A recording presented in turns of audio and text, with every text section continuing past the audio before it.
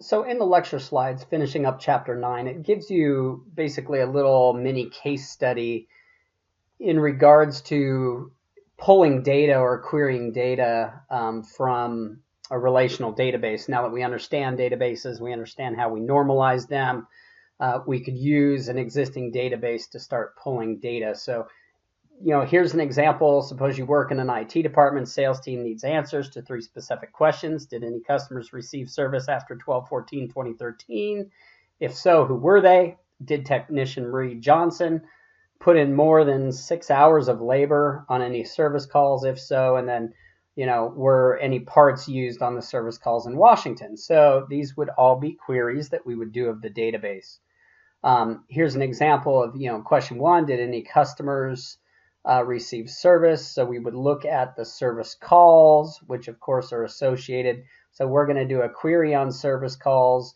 We're wanting to return customer information. So, here's the date greater than 12/14 as was requested. The call number will be returned. The customer service call, customer first customer. So that would be terribly named, by the way. So, but first name of the customer and then last name of the customer. And then we would get a return from that information. Question 2, similar. You can see how the information is pulled, where it's pulled from. So we're simply using an Access database to do this through the graphical interface. So instead of writing the exact query, we are using the graphical interface, in basically a visual query tool to get the examples. So not much going on there. Now, codes. Standardly, we see, if you look around, a great example, UPC codes, for those of you that don't know, represent certain things, within the code. Codes are a great thing to use as long as people understand codes. So, a standard example would be the 2-letter code that we use for state designations. Pretty simple for us to put in our database because that's already in normalized form. The code that we're going to use and the full name of the state if we needed to pull that. So hopefully that would make sense to you. Codes can represent data, a shorter form of the data. They can represent cost. They can represent just about anything. We could assign a unique numerical code to anything that we want to represent. Now, normally industries have specific codes. Aviation has a 3-letter code that designates each airport in town, each airport in the country, that kind of thing. And that, of course, now is an international code. So you can see the value of codes. They definitely reduce data input errors. We could have a pull down menu with regional codes, say the codes that someone in a region would most likely be picking, the ability to query, get the right code. It reduces space. It increases the query time of databases because, again, we're not storing redundant information. So examples of codes, you've seen this, 100 level courses are like freshman level, 200, sophomore level, 300, 400 as you get into 500 as you get into graduate programs, and below 100 tends to be developmental college courses. So there's an example. I'm sure you can think of other examples that you've seen. We've talked a little bit about alpha codes, New York for New York, Maine for Maine, same kind of thing here. Just really stressing the importance of using codes. Here's those airport codes, that we talked about. So LAS, Las Vegas is McLaren International Airport, SEA, Seattle, Atlanta, Orlando. You get the idea. So significant digit codes distinguish items by using a series of subgroups of digits. So, postal codes are a significant digits code. So part of the postal code, state, then region, then down into city, town, those kind of things. Codes to encode numbers. So different codes for, say, retail stores, for example, gas stations. We see codes used in workers' compensation. So, industry codes that define an industry, then go further in defining the specifics of an industry. So You can get the idea. Here are some examples where we might create or use our own codes. Okay, so for example, a part number or a location of a part or a location of a product in a store. So the warehouse location code, the floor it's on, the section of the store so we can get closer down to the aisle, down to the bin where we'd find it. So this might end up being a unique part number, for example, that we supply to a part that's in a specific location in a specific inventory, for example. We would do that especially with parts where we have a very complex product with a ton of parts, or maybe even parts that look to be exactly the same but have different functionality or are a rev A, B, C of a part. So a lot of cool things that we can do there. So here we see just some general guidelines for utilizing codes. Again, make sure that the people who are going to be entering these codes into your database have an understanding of what the codes are, the value of the codes, etc. Of course, codes need to be unique. They can't be redundant. They, need to be stable, meaning they can't, often change. We might add additional parts, but we're going to use the same sort of sequence, the same structure of a code if we add new parts. So codes, should be sortable, alphanumeric, whatever you decide to use. So you get the idea. It really is pretty easy to think about how you might utilize codes. So then we get into storage and access and, tools and techniques. So companies use data warehousing and data mining as strategic tools. We're hearing a lot more, as we've now been storing all this data for decades, we're hearing a lot more about the idea of data mining and going back into these tremendous databases and asking questions that people didn't think about asking before to get long-term historical results. So the idea behind data warehousing, well, that's pretty simple. As our database grows, as transactions grow, as orders grow, as customers grow, we want to go ahead and prune that database down to where it's of manageable size for us to operate our business on a daily basis, making it efficient to run queries, run reports, do the things we need to do. So what we would do is say on an annual basis, or sometimes companies do it on a monthly basis, they'll go ahead and prune data off of the production database and warehouse it. So it's like having a parallel database that we move data over. By doing this, we still retain that data.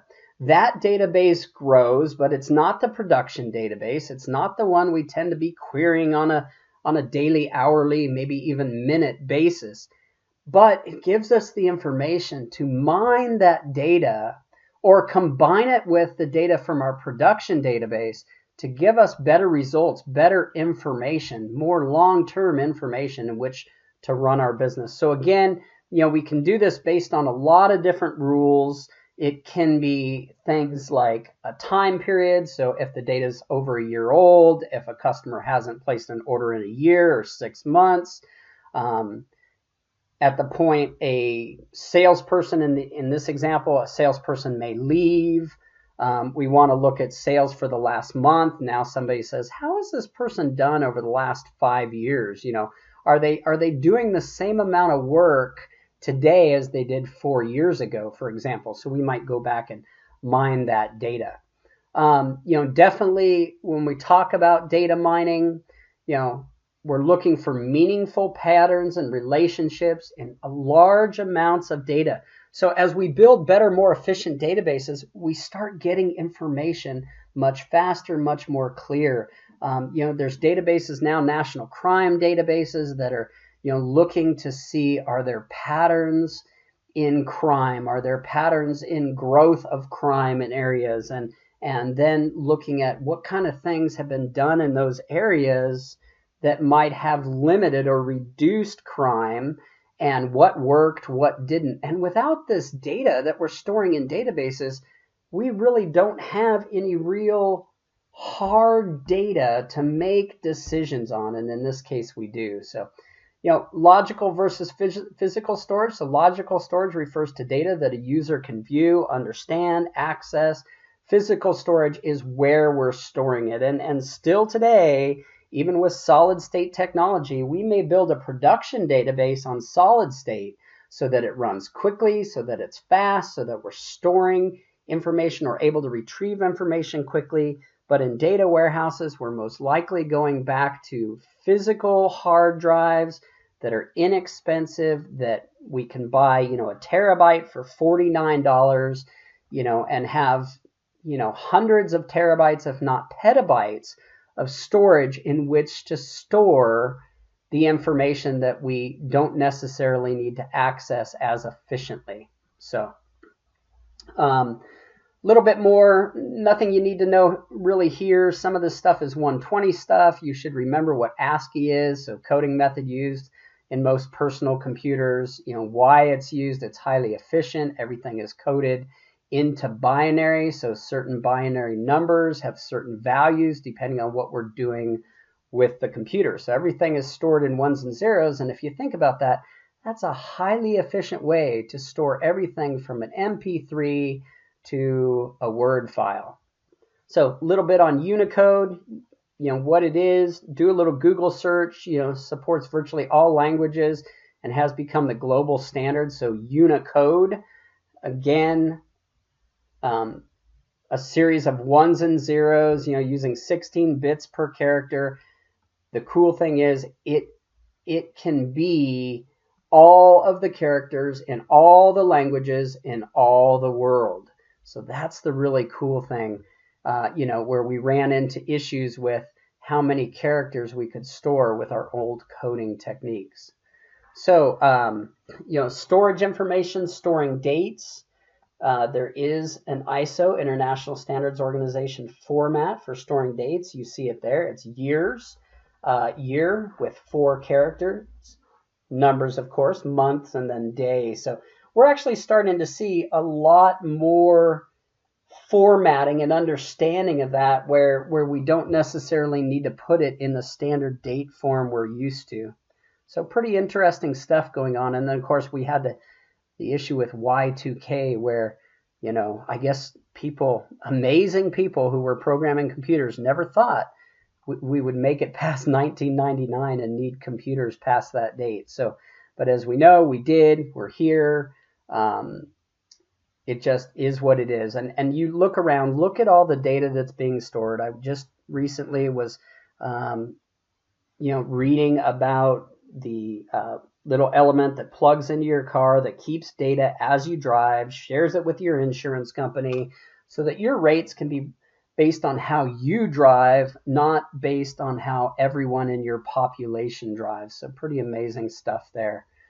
Just a simple aspect. And imagine they're taking all that data, they're putting it back into a system, and they're asking questions to figure out how to better understand how to insure drivers, what drivers could potentially be a risk, and what drivers are safe drivers and have earned and deserved lower rates, for example. So back to this, data control. Well-designed database management system must provide built-in controls, security, subschemas, passwords, encryption, audit trails, backup and recovery, all of these things, because if we lose that data, we can lose, we could literally lose a company. Today it's estimated, actually it's been proven that more companies are going to file claims with their insurance companies for data loss, whether that be a hacking, whether that be they lose a server, etc. Those data losses are going to impact a company more than fire, theft, damage, all of those things combined. So amazing stuff. We've got to keep the data safe. We've got to keep it out of hands of hackers. And like I've mentioned previously, there are also state and federal regulations that say if we lose our data, we have to notify our customers. And maybe you have been one of those people that's been notified by a recent health company saying, look, our data was hacked, your personal records were included, and we're going to give you a year or 2 years worth of credit protection monitoring. They don't give you anything but monitoring to go ahead and just secure your safety. Anyway, if you have more questions, let me know. Take care.